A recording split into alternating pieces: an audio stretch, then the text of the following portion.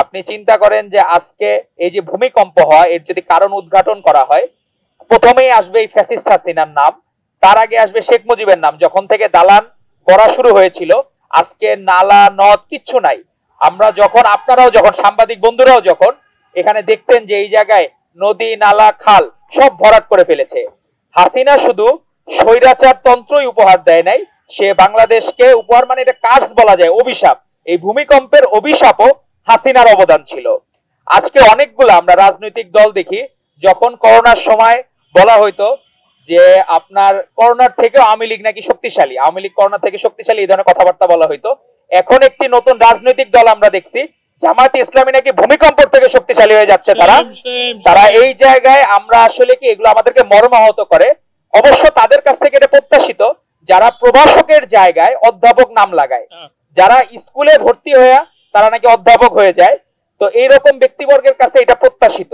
তারা তো একবারও বললো না যে এই ভূমিকম্পের জন্য দায়ী হচ্ছে এই হাসিনার রেজিমই দায়ী, কারণ তারা সকল নদী নালা খাল ভরাট করে দিয়ে বাংলাদেশে যে এখনো আমরা নিরাপদ না, ছোট ছোট কোমলমতি বাচ্চারা 10 জন, এর মধ্যে 2 জন শিশু আছে মারা গেছে।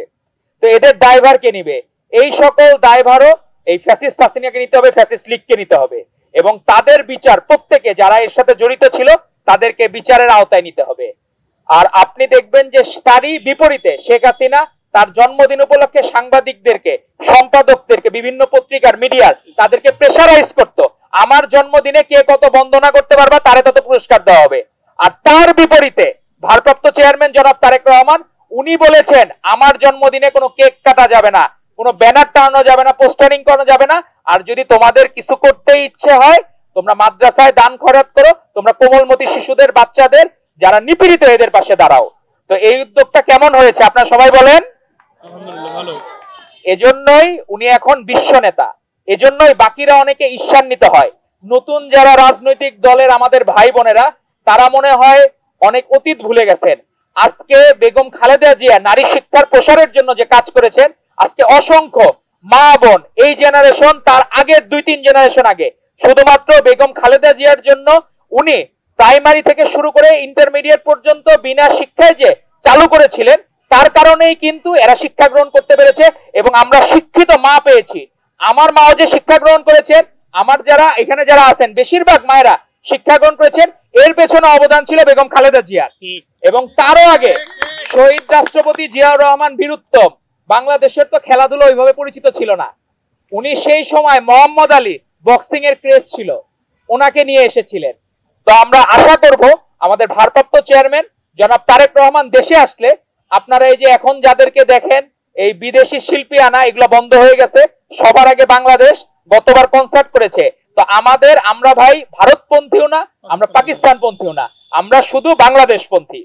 তো এই জন্য আমাদের মাথায় রাখতে হবে যে আমরা যাতে বাকিদের ধার কর্য করে আমাদের আর কোনো কিছু করতে হবে না। আর আমরা আশা করব এই যে ফুটবলে দেখেন আপনি ভারতকে হারিয়ে দিল বাংলাদেশ, এটি একটা কিন্তু মানে বিরাট একটা ঘটনা, যে ভারতকে হারানো মনে হয়েছে কি আমরা যুদ্ধে জিতে গেছি, এরকম একটা ফিল হয়েছে সবার, যে ভারত হারা মানে আমরা যুদ্ধে জিতে গেছি।